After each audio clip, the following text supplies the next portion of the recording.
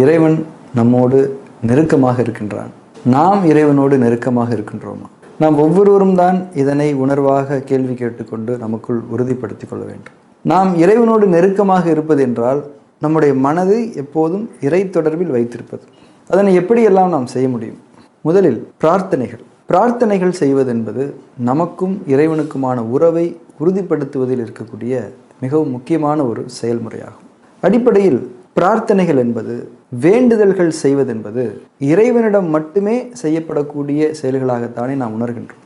ஆக பிரார்த்தனைகள் செய்வதென்பது நாம் இறைவனுக்கு நெருக்கமாக இருப்பதை நாம் உணர்ந்து கொள்ளக்கூடிய ஒரு வழிமுறை. மேலும் பிரார்த்தனைகள் செய்வதென்பது நம்முடைய ஒரு அடிப்படையான இயல்பு என்பதையும் நாம் உணர்ந்து கொள்ள வேண்டும். ஏனென்றால் மனிதர்களாகிய நாம் ஒவ்வொருவருமே தேவைகள் உள்ளவர்கள் தானே. நம்முடைய அடிப்படை அடையாளங்களில் ஒன்றே நாம் தேவைகள் உள்ளவர்கள் என்பதுதான். ஏன் இந்த அடையாளத்தை அடிப்படை அடையாளம் என்று கருத வேண்டுமெனில், பிரார்த்தனையின் தேவை என்பது நாம் தேவைகள் உள்ளவர்கள் என்ற இயல்பிலிருந்து தான் துவங்குகின்றது.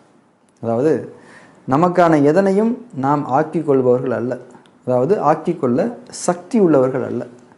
நம்முடைய தேவைகளையும் விருப்பங்களையும் நாம் கேட்கத்தான் முடியுமே தவிர, வேண்டத்தான் முடியுமே தவிர, நம்மால் அவைகளை நிறைவேற்றிக் கொள்ள முடியாது. நாம் எதனையும் படைப்பவர்கள் அல்ல தானே.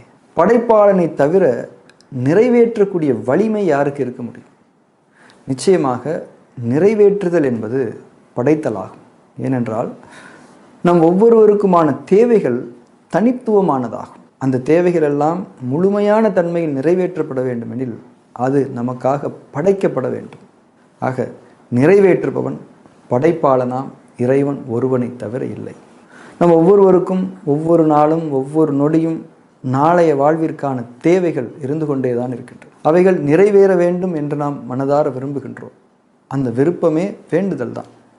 அந்த விருப்பத்தை முழுமையாக உணரும் போதும், வார்த்தைகளால் அந்த விருப்பத்தை வெளிப்படுத்தும் போதும் அது ஒரு பிரார்த்தனை ஆகின்றது.